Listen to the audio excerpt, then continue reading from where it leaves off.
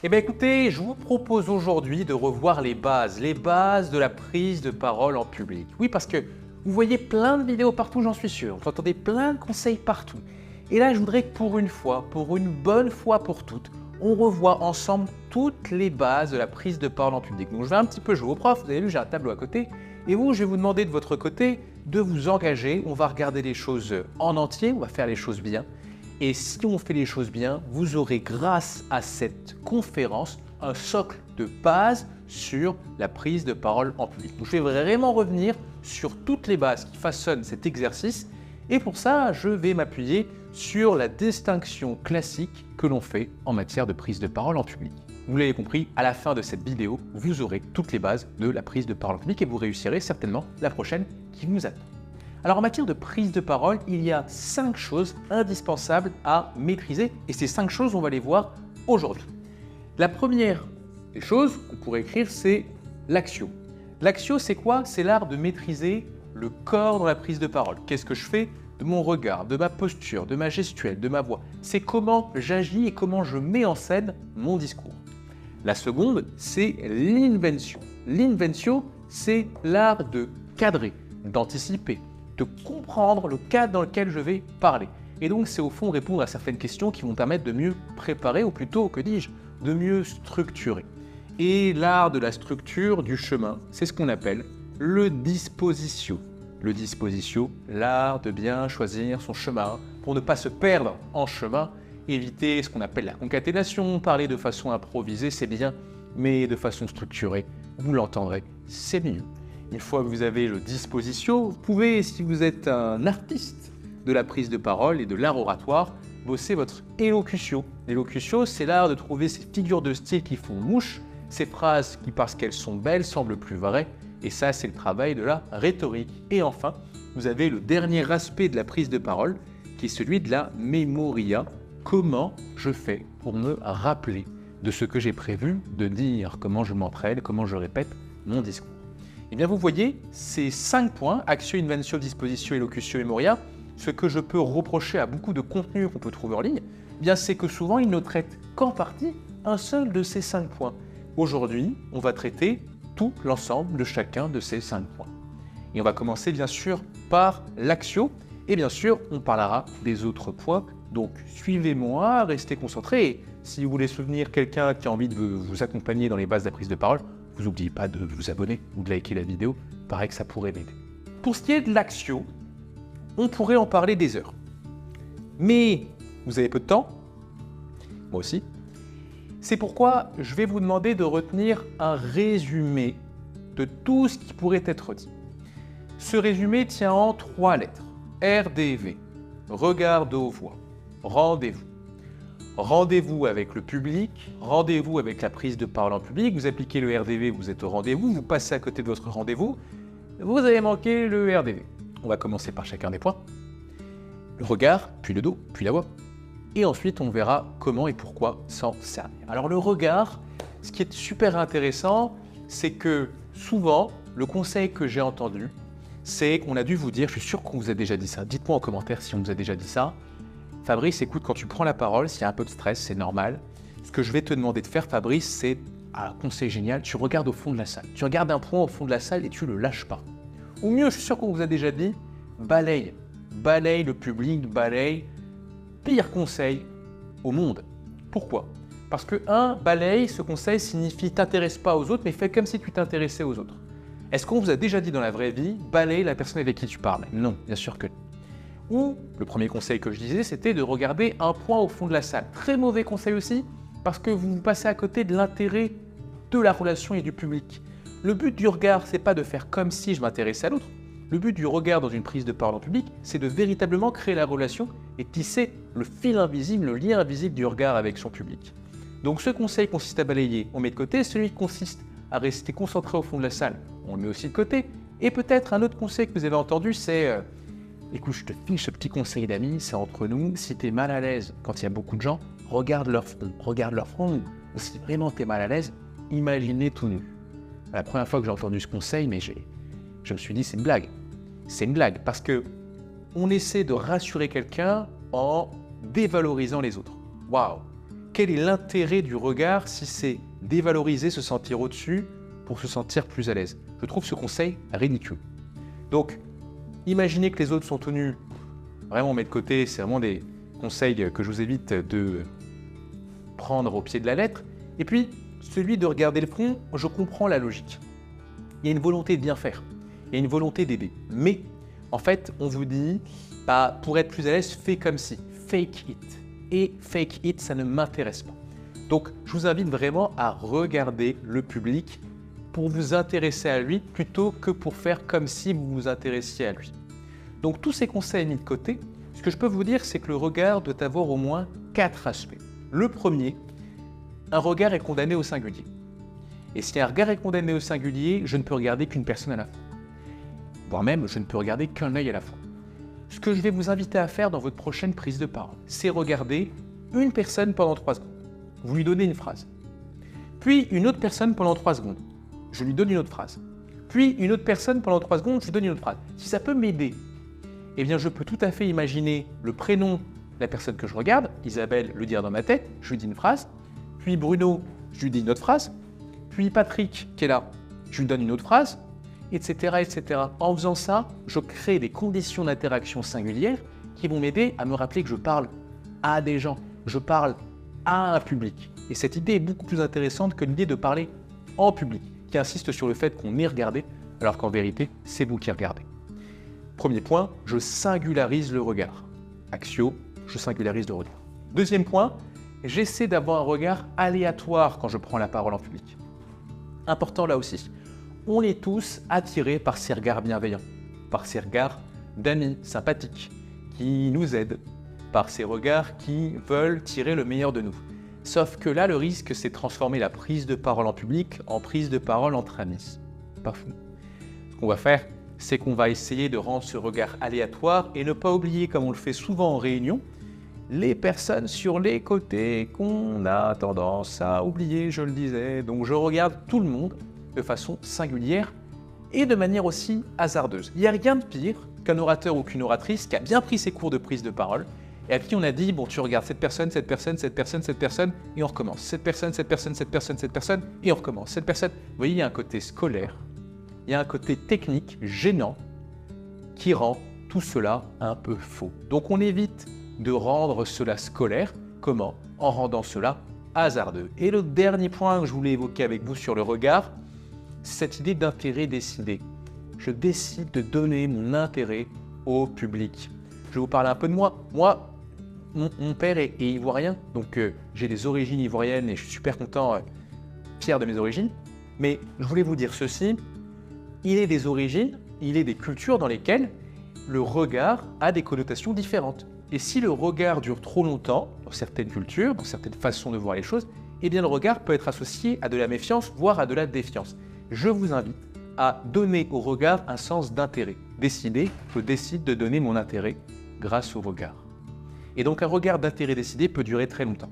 En revanche, un regard où l'intérêt décidé est beaucoup plus celui de la rixe, où je veux montrer que je suis un coq fier qui maîtrise, là ça ne durera pas.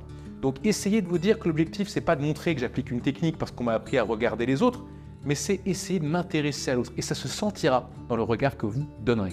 Ça semble être un conseil bateau, en tout cas à mes yeux, à mes oreilles. Mais je vous assure que quand j'entends beaucoup des formations que je découvre, je me rends compte à quel point on ne donne pas un sens au regard. On dit ce qu'il faut faire, il faut regarder, mais sans dire la logique qui est derrière. Le regard n'est pas là pour montrer que vous savez regarder un public, c'est pas la logique. Le regard est là pour donner de l'intérêt à l'autre, pour tisser la relation avec l'autre, pas pour montrer que vous savez faire, pour vous intéresser aux autres. Et maintenant que vous avez compris comment on s'intéresse à l'autre, faut comprendre aussi pourquoi du regard, à quoi ce regard va servir. Ce regard va servir évidemment à se décentrer. Vous n'êtes pas le centre de l'attention. Moi, c'est ce que m'a appris un jour un formateur en prise de parole. Je montais sur scène, j'étais super stressé à l'idée de prendre la parole à l'époque, j'étais vraiment très timide.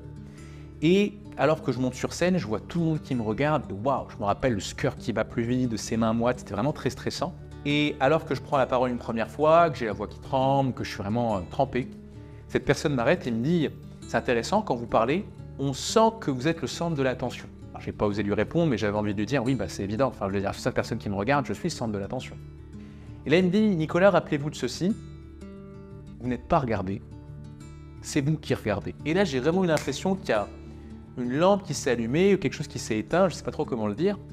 Et cette chose-là m'a permis de comprendre que tout ceci est une vue de l'esprit. Je peux me sentir regardé de la même façon que je peux sentir que c'est moi qui regarde. Où est-ce que je porte mon attention? Est-ce que je la porte sur le regard que vous me donnez ou est-ce que je la porte sur le regard que je vous donne? La vérité, c'est que si je veux être à l'aise, je dois me concentrer sur vous. Et me concentrant sur vous, je me déstresse parce que je me décentre. Rappelez-vous de ça, le regard permet de s'intéresser à l'autre, s'intéressant à l'autre, on s'oubliant.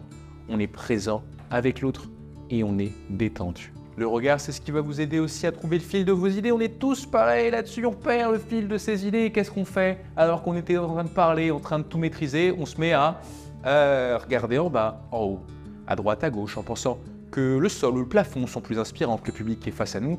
Eh bien non, faisons l'effort de maintenir ce fil invisible du regard pour, maintenant le fil invisible du regard, maintenir le fil invisible de la relation. Vous allez trouver vos idées grâce au regard. Vous cassez le fil, vous perdez vos idées. Autre point, souvent moi je vois des personnes qui se plaignent de ne pas être écoutées. J'ai l'impression lorsque je parle que je ne suis pas écouté, que tout le monde est distrait et fait autre chose.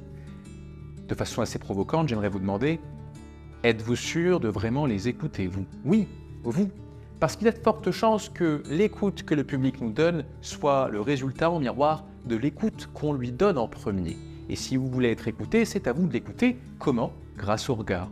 Grâce aux neurones miroirs, si je m'intéresse à l'autre par le regard, il y a des chances qu'en retour, cet autre me donne son regard. Et enfin, le débit, nous parlons tous de plus en plus vite et si vous voulez parler plus lentement, je vous invite franchement à poser votre regard sur le public de façon singulière, aléatoire, hasardeuse et d'intérêt décidé. Voilà ce que le simple regard peut vous aider à faire et quand vous maîtrisez ce regard, vous pouvez passer à la posture, au dos de la méthode RDV dont on a déjà parlé. Le dos, c'est votre posture bien sûr, mais c'est aussi votre gestuelle. Et le dos est très intéressant de se rappeler que votre posture influence votre physiologie, que la façon dont vous vous tenez influence la façon dont vous vous sentez. Et si par exemple vous vous tenez naturellement un petit peu affaissé, comme je le fais de façon un petit peu caricaturale, eh bien certaines études disent même que vous augmentez votre taux de cortisol, une hormone associée au stress, et qu'à l'inverse, vous tenant plus fièrement, et on verra comment exactement tout à l'heure, vous diminueriez ce niveau de cortisol et que vous augmenteriez, selon ces études, votre niveau de testostérone. Génial, me direz-vous. Le problème, c'est que toutes les études ne s'accordent pas à dire ces résultats. Et donc, cela signifie bien que certaines se trompent et que d'autres ont raison. En tout cas, ce qui est sûr et certain, et je vais vraiment vous demander de vous rappeler ça dans vos prochaines prises de parole, on repart de la base, mais essayez de vous dire et d'assumer l'idée d'être dominant. Plus vous allez être dominant, plus vous allez assumer l'espace, plus vous allez être à l'aise. Plus je vais avoir besoin de me cacher, moins je vais assumer l'espace que le public me laisse en me demandant de parler en public face à lui, que je sois assis ou debout d'ailleurs, plus je vais être en difficulté. Donc là, tout de suite, je vais vous demander de vous lever et de me montrer comment vous vous tenez quand vous assumez l'idée d'être dominant. Montrez-moi, montrez-vous comment vous êtes quand vous êtes dominant. Vous allez voir que naturellement, vous allez retrouver le dos, la posture nécessaire pour être à l'aise. Cette posture dominante que vous avez en ce moment s'appuie en général sur 4 aspects. D'abord, un ancrage. On est ancré, on a les pieds bien au sol, avec le poids du corps sur l'arrière, les orteils au sol. Souvent, quand on n'est pas dans cette posture dominante, on va être planté. Messieurs, c'est nous qui avons tendance à faire ça. Planté, les pieds sont trop écartés. Et là, le problème, c'est que vous ne pouvez plus bouger. Or, occuper l'espace, c'est aussi soit se déplacer entre 2 points d'ancrage, ou au contraire, être ancré, école Barack Obama, école Steve Jobs pour le déplacement. Au niveau des jambes, je vous invite à ne pas avoir les jambes trop tendues, sinon vous n'allez plus être ancré mais rigide, mais sentir que vous pourriez aller un peu plus loin dans le fait d'être droit. Les genoux sont flexibles, vous ne faites pas du ski, mais quand même. 3e point au niveau des épaules. Étant donné que vous êtes dominant, vous devez l'observer, vous avez les épaules légèrement redressées vers l'arrière, ce qui ouvre la cage thoracique. Et dernier point, la tête est tirée vers l'arrière légèrement, ce qui permet de redresser le corps. Ainsi, vous avez une posture dominante qui va vous aider à être à l'aise au moment de parler. Assis, ce serait exactement pareil, sauf que vous allez mettre les fesses sur l'avant de la chaise. C'est exactement la même chose, les fesses sur l'avant de la chaise. Je sais ce que vous vous dites, certains se disent Oui, mais moi j'aime bien me mettre avec les fesses sur l'arrière. Très bonne posture d'écoute. Très bonne posture d'écoute. Dès lors que vous parlez, vous devez mobiliser le corps. Quand vous vous arrêtez et que vous écoutez en réunion, il n'y a pas de souci. Mettez-vous sur l'arrière, c'est très bien. Et quand vous parlez, c'est le corps qui doit s'exprimer en premier. Le dos, c'est aussi ce qu'on fait de ses mains. Et en matière de gestuelle, qu'on soit bien d'accord, je sais que pour certains, oh là là, on n'est pas là pour faire du langage avec les mains ou parler avec les mains. Ouais, je vous entends. Mais il y a quand même 4 raisons qui me font dire que parler avec les mains est une très bonne chose. 1. Plusieurs études ont montré que quelqu'un qui s'exprime avec le corps, avec les mains, est considéré comme plus charismatique. Une étude notamment, qui a consisté à écouter et à regarder plus de 1000 conférences TEDx, a montré que celles qui obtenaient à l'issue de cette écoute les meilleures notes étaient celles qui étaient faites par ceux qui faisaient le plus de gestes. Il y a une corrélation positive entre les gestes qui sont faits et le caractère charismatique considéré chez la personne observée. Deuxièmement, si vous donnez à voir ce dont vous parlez, si vous faites des gestes pour illustrer vos propos, eh bien il y a plus de chances que vous soyez mémorable et qu'on retienne votre propos. Troisièmement, vous développez votre prosodie, la musicalité de votre voix. Quelqu'un qui parle en faisant des gestes va avoir une voix plus marquée. Faites le test, essayez de parler les mains dans le dos ou les mains bloquées. Vous allez voir que votre voix va être bizarrement un peu moins riche. Et puis enfin, la gestuelle va donner parfois des informations supplémentaires au discours parlé. Si je vous dis quoi qu'il arrive, on reste en contact avec ce geste des années 80, et bien il y a de fortes chances que cela signifie on reste en contact par téléphone, mais le langage parlé ne le disait pas. Donc ça veut dire que les gestes peuvent apporter des informations supplémentaires. Ces 4 arguments devraient vous avoir convaincu de faire des gestes. Maintenant, lesquels, ou plutôt, lesquels ne faut-il pas faire? Eh bien, tous les gestes qui se font en dessous de la ceinture. Très mauvais réflexe, parce que le geste attire l'attention, et si vous faites des gestes trop bas, eh bien vous allez attirer l'attention vers le bas, c'est peut-être pas toujours ce qu'on veut montrer.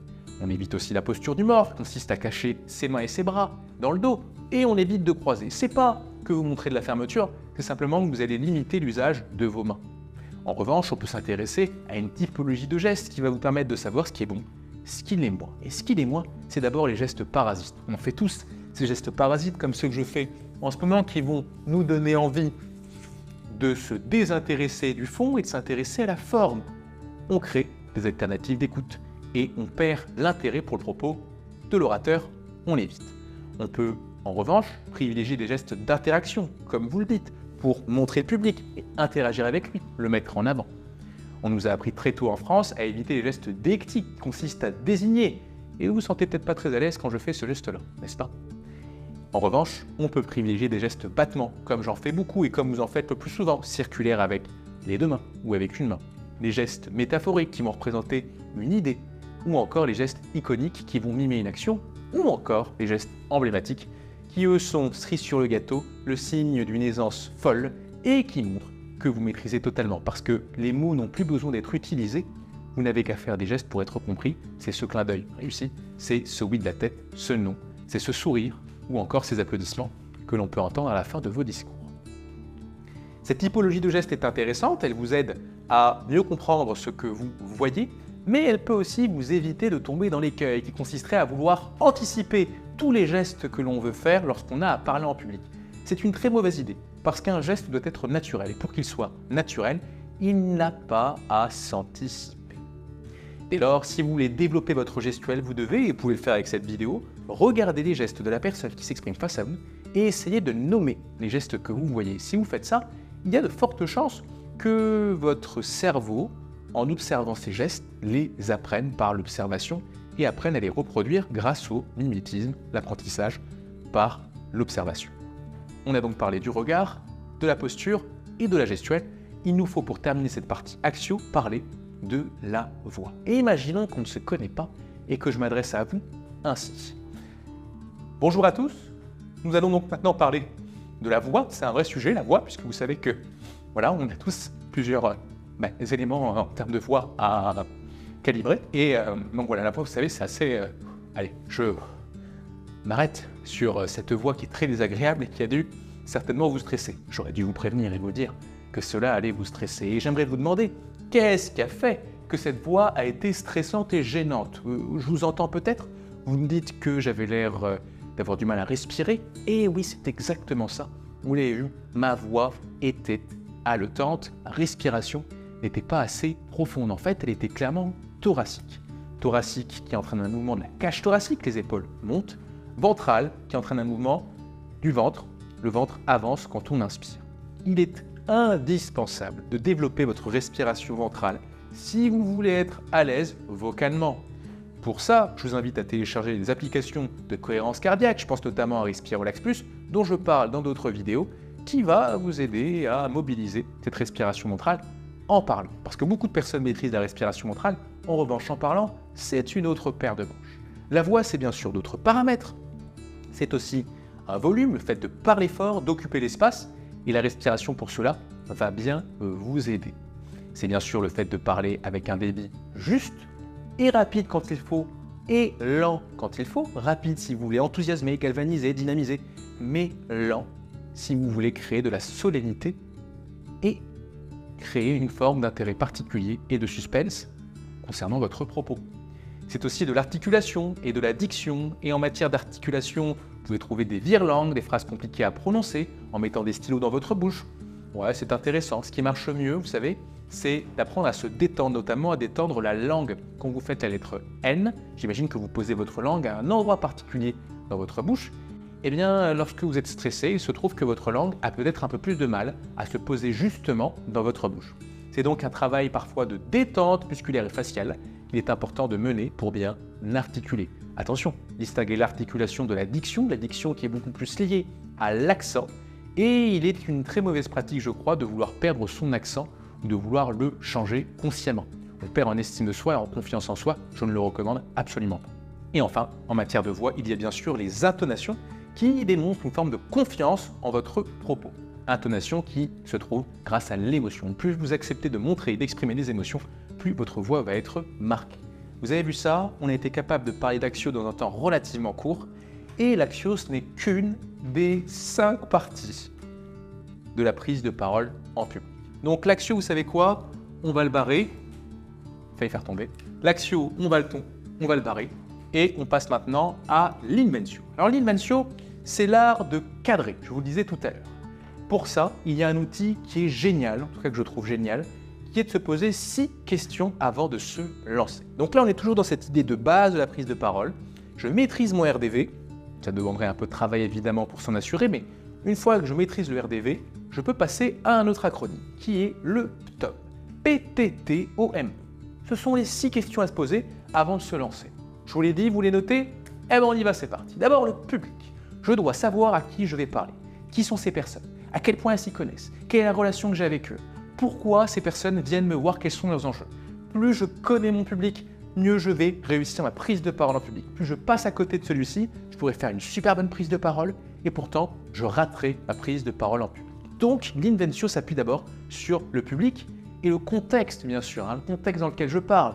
Avant qui? Après qui? Dans quel lieu? Dans quel cadre? P pour PTOM.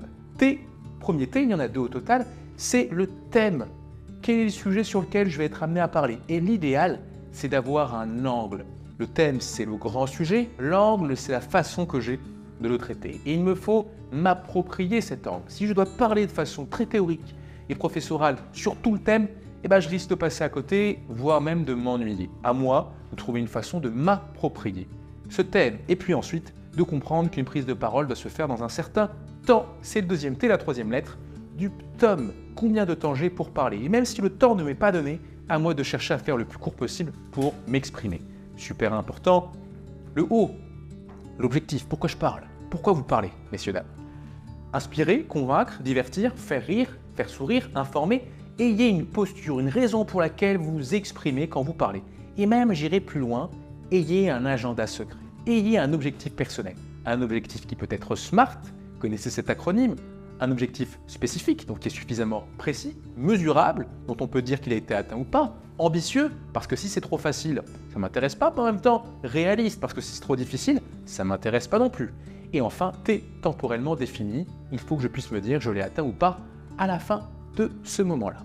Donc ayez un objectif pour la prise de parole et aussi un objectif personnel. Je reviens sur le PTOM, M, le message. Quelle est l'idée principale que votre public doit retenir s'il se fait interviewer à la fin de votre prise de parole? Que va-t-il dire? Ah oui, ben c'est vrai que Soraya parlait de ça. Ah oui, c'est vrai que Bruno parlait de ceci. Essayez d'avoir un message clair que le public pourra retranscrire à l'issue de votre propos. Et enfin, l'état d'esprit dans quelle émotion je veux être au moment où je m'exprime, quelle émotion je veux transmettre. TOM, PTT, OME, ayez ces 6 questions à l'esprit. Qui je parle, de quoi je parle, combien de temps j'ai pour le faire, dans quelle posture je le fais, quelle est l'idée principale et quelle est l'énergie dans laquelle je veux m'exprimer. Et si vous avez un TOM et si vous êtes ORDV, eh bien vous avez et l'action et l'inventio. De fait, on va donc passer aux dispositions, à la structure. Et là, en matière de structure, il en existe des centaines. Oh, que dis-je? Même plus que des centaines. Vous savez quoi? Je ne vais pas vous donner le vertige, je vais nous aider à nous concentrer sur le disposition le plus courant, j'ai appelé le plan classique. Le plan classique, c'est une structure qui se compose de 5 à 6 temps et qui va vous aider à structurer votre intervention. C'est-à-dire qu'une fois que vous avez réfléchi à vos idées, eh bien vous allez pouvoir les couler dans un moule classique qui démarrera toujours par ce qu'on appelle un exorde. L'exorde, c'est un petit peu vos premiers mots. Et s'il fallait illustrer les temps forts de l'exorde, je vous dirais, pensez à votre accroche. Au début, les gens sont là, vous écoutent-ils vraiment? Je ne sais pas. Ils font mine d'eux, en tout cas. Mais sachez que cette écoute n'est pas donnée, ce qui veut dire que vous devez aller la chercher. Et pour ça, vous avez besoin d'une citation, d'un fait surprenant, d'une question, rhétorique ou pas. Vous avez besoin d'un chiffre marquant, d'une anecdote, d'une blague, bref, de quelque chose d'un tout petit peu décalé, d'un petit peu audacieux, d'un petit peu surprenant. Vous mélangez tout ça et vous avez votre accroche. Dites-vous bien que parfois, on a tendance à penser que c'est pas la bonne accroche. Eh bien, si vous vous dites que c'est pas la bonne accroche parce que c'est un petit peu trop posé, c'est que c'est généralement la bonne. Une fois que vous avez votre accroche, vous allez raconter une histoire au public. Alors, l'histoire peut prendre deux formes. L'histoire avec un petit H ou avec un grand H. Avec un grand H, c'est la grande histoire sur votre sujet, la grande histoire du mouvement des Gilets jaunes, ou l'histoire avec un petit H qui est en fait un storytelling. C'est un détail précis. Une histoire dans la grande histoire. C'est pas la grande histoire des Gilets jaunes, c'est la petite histoire de mon petit frère qui a été gilet jaune et que je vous raconte. L'idée, illustrer avant de chercher à convaincre, créer des images avant de transmettre des messages. Une fois que vous avez illustré, eh bien on en arrive à cette phase du message. Message qui doit être résumé et qui doit être argumenté. Rien de pire qu'un message qui ne se justifie pas, c'est ce qu'on appelle une pétition de principe. Ça montre souvent une faiblesse argumentative. Alors 3 types d'arguments, 3 arguments puisqu'une chaise tient sur 3 pieds, des arguments logiques, ce qu'on appelle le logos, d'après Aristote, des arguments ethos, qui permettent de fonder l'autorité et la légitimité de votre propos, et des arguments plus émotionnels, qui touchent aux valeurs de votre public. Une fois que vous avez argumenté, eh bien pensez à toutes ces personnes qui ne sont pas d'accord avec vous, qui ont leur propre message, et qui pourraient vous les rétorquer à l'issue de votre argumentation. C'est ce qu'on appelle la réfutation. Vous allez évoquer leurs idées et les contredire pour mieux leur couper l'herbe sous les pieds. Et enfin, vous terminez avec la péroraison, qui est tout simplement l'art de rappeler votre message et d'appeler à l'action. Il existe une autre phase qui s'appelle la digression, que vous pouvez placer après l'exorde ou avant la péroraison, qui est une façon de faire une sortie de piste contrôlée. Vous sortez légèrement du sujet pour créer plus de liens, ou pour évoquer quelque chose en lien avec le sujet, mais qui ne se moule pas totalement dans ce que vous avez dit jusqu'à présent. Eh bien, vous voyez, ayant parlé de ça, vous avez un exorde, une narration, une confirmation, une réfutation, une péroraison. On vient de traiter la base disposition de la prise de parole en public. Il nous reste maintenant à parler de l'élocution et de la mémoria. Alors l'élocution, c'est tout un tas de figures de style que vous pourriez utiliser, et moi je vous invite à vous concentrer sur 3 d'entre elles. La première, c'est l'analogie. L'analogie, c'est une forme de comparaison de rapport. X, c'est comme Y, message. Le but de l'analogie, c'est de permettre au public de se rapprocher de votre monde sans le pouvoir réellement. La vie, c'est comme une boîte de chocolat, on ne sait jamais ce sur quoi on peut tomber. Le sport, c'est comme le confinement, c'est difficile au début et après on s'y fait. Construisez vos propres analogies pour rapprocher le monde de votre public du vôtre et transmettre des messages plus forts.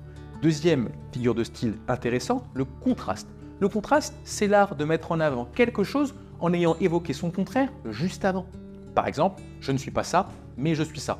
Ne pensez pas comme ça, pensez plutôt comme ça. Ne vous demandez pas ce que votre pays peut faire pour vous, demandez-vous ce que vous pouvez faire pour votre pays. Vous voyez, le fait d'évoquer quelque chose qui n'est pas la bonne chose permet de mettre en avant la bonne chose juste après. Le contraste peut créer des effets saisissants et être très efficace pour mettre en avant vos idées.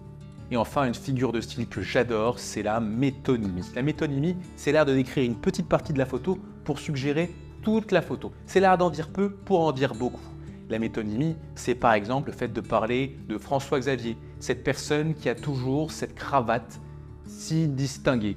François Xavier, cette personne avec sa montre Patek Philippe. Vous voyez, je ne vais pas parler de François Xavier et le décrire pendant des heures, je donne un petit détail qui vous laisse imaginer ce à quoi François Xavier peut ressembler, son niveau de vie et son cadre de vie. Essayez de miser sur la métonymie. Décrivez les personnes en disant peu et en suggérant beaucoup. Et en parlant de beaucoup, il en existerait beaucoup des figures de style dont je ne vous ai pas parlé, mais au moins je vous ai initié dans le cadre de ces bases sur la prise de parole à l'état d'esprit de l'élocution. C'est ce qui me permet de varer l'élocution et désormais de nous concentrer sur la memoria ou l'art de retenir votre prise de parole en public.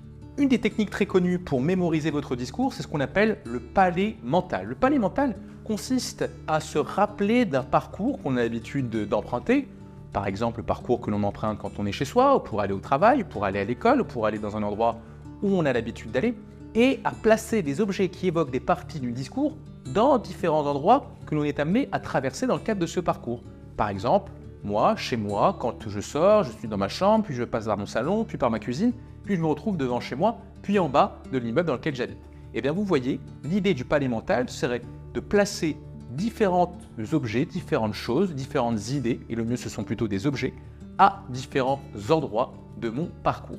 Si je veux m'entraîner à préparer ma prise de parole, je peux reprendre le plan classique, vous vous rappelez, avec l'exorde, la narration, la confirmation, la réfutation, la péroraison, et retenir chacune de ces idées en les plaçant dans mon parcours. Ça peut être une façon de visuellement retenir mon propos.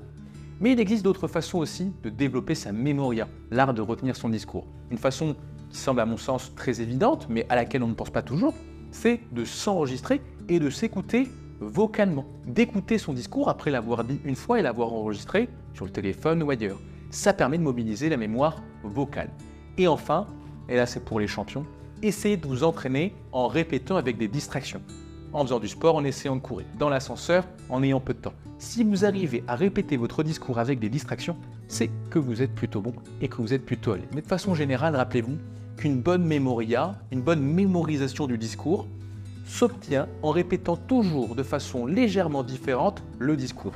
Vous n'êtes plus à l'école et le but, c'est pas de faire une poésie. Le but, ce n'est pas de dire exactement le jour J ce que j'ai prévu de dire, mais c'est d'aller au-delà grâce au public. Donc, entraînez-vous et ayez toujours, tous les jours, à chaque fois que vous vous entraînez, une version légèrement différente. Cela vous préparera au jour J, où la version sera là aussi encore légèrement différente. Vous le saurez. Au fond, est-ce que le public saura que votre version est différente?